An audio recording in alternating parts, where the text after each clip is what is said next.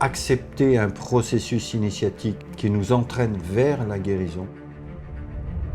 On croit toujours que tout ça c'est mystérieux et que c'est réservé à des initiés. Le plus grand secret, c'est qu'il n'y a pas de secret.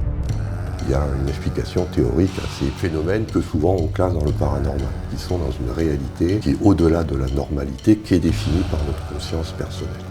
Toutes ces médecines traditionnelles ancestrales maîtrisaient déjà ce sens de ce que c'est que la matière, qu'est-ce que c'est que l'information. Cet art que nous avons dans les cavernes est un art qu'on peut appeler de chamanisme. Leur but, c'est d'être l'intermédiaire entre le monde où on est et le monde surnaturel.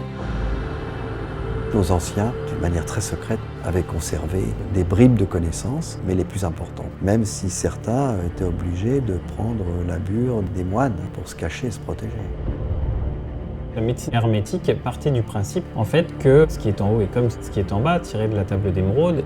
Tout ce qui se crée en fait dans le physique se crée d'abord dans un double du monde réel. Nous sommes de l'énergie et que cette énergie est modulable. Et il y a des chemins qui conduisent à l'état de santé. C'est un équilibre fondamental. Les plantes, elles ont leur propre langage et elles sont comme programmées à exister en interrelation avec nous pour pouvoir rééquilibrer.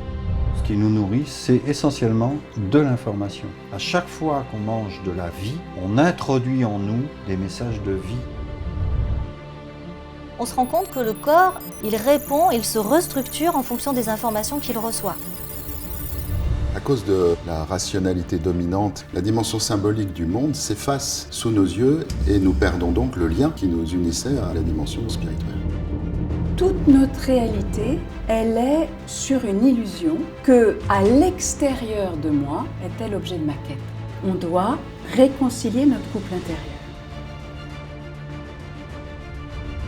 Une maladie, c'est que je suis coincé dans une boucle. Toute la question est comment je vais pouvoir sortir de cette boucle, en tout cas me déplacer de ce cycle.